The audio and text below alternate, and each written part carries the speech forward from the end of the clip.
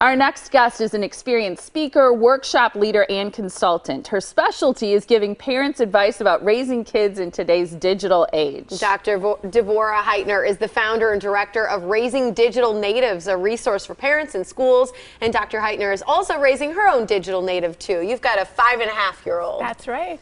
Is she involved, or are they involved in digital media at all yet? He loves to take selfies, actually, yes. But I don't let him post them to social media, and I also don't post them to social media. Not at all? You're not that selfies. Parent that has all pictures of kids on their Facebook page? I do share some pictures, but I have to think about who's really in my feed, and so many of my professional friends and people who don't have that daily appetite for pictures of my son.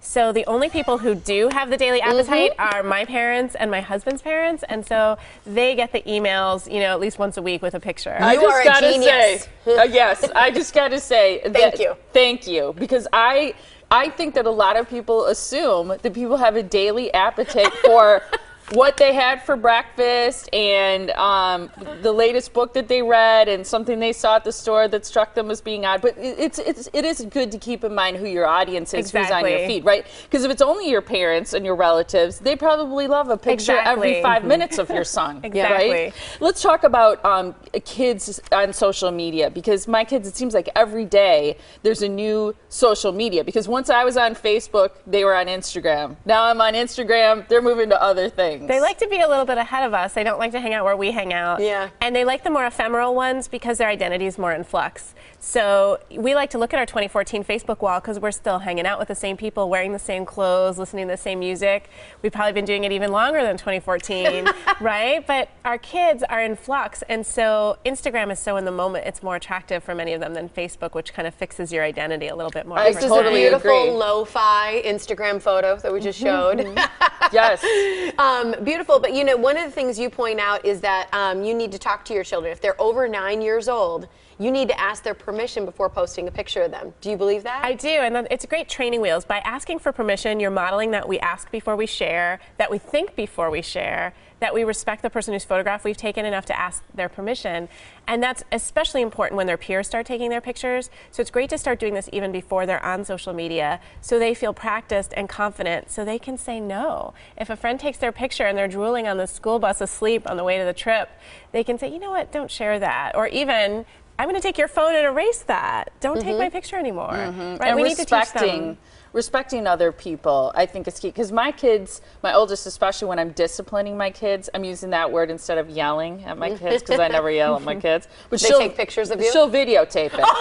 No. No. She'll videotape it. Yeah, and then I'll be like, did you just post that somewhere? I hope not. That is very uncool, and I think it's okay that is uncool to have a family social media policy. That none of us do that to one another. We know big kids don't take pictures of their younger siblings. You don't take pictures of mom when she just woke up before her coffee. Hello. Very uncool. So we all have a family social media policy. Don't do that. Well, I think that's great, because you say if you have these conversations and you ask for permission, it teaches several things. It teaches you that your image is your own. Exactly. And I think just that basic principle is something that people, adults and children alike, have lost control of.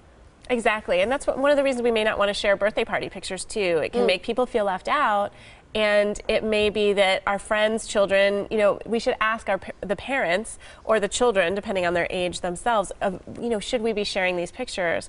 So again, of course we're going to take pictures of our kids' birthday parties, but do we need to share that with 350 people on Facebook? Maybe not. What boundaries do you need to be aware of? Because sometimes I would say, well, maybe you want to share some of those photos. Sure. And something to you that seems exciting and fun that you want to let people be a part of maybe isn't to other people. So how do you figure out those boundaries? Well, if in doubt, always ask the people who are in the photographs, and also think about really who's going to see them, and think about the ways your community overlaps with your child's community. So parents of kids who weren't invited might be friends of yours on Facebook, and in that case you can just share. Sometimes an evite or certain other kinds of ways of inviting people, you can just share with the people who were invited, and that's a pretty safe bet, right? So I just went to a wedding and I'm seeing all the pictures come in, but I'm sure people who weren't invited to that wedding don't need to see 10,000 pictures. Yeah. Well, you know, when I was a kid, people would write notes and you'd pass notes, and sometimes other people would see those notes and they might remember something that was in it, and, you know, word of mouth. One of the things I think is lost on kids today, and I don't blame kids because I think they have a different way of thinking about things,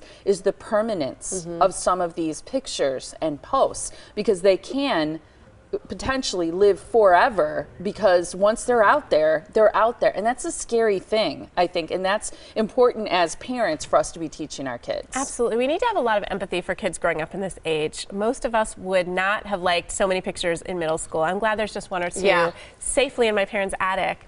Right, so it's challenging, and so we have to have some empathy, because every day is picture day for these kids, right? Every single day. And we want to make sure that they don't feel inordinately focused on their appearance and too worried about what other people think. Give them a chance to have mismatched socks and messy hair for as long as they can. Yeah, and I like that you said it also teaches self-control when you ask permission, because it allows them to say, I don't have to post everything immediately. I can take a step back, think about it. Do I really want this picture out there? Exactly. Yeah, I think it's great. All right, here's some information about Devora. You can find her and more at her website. It's raisingdigitalnatives.com. Thanks so much. Thank you.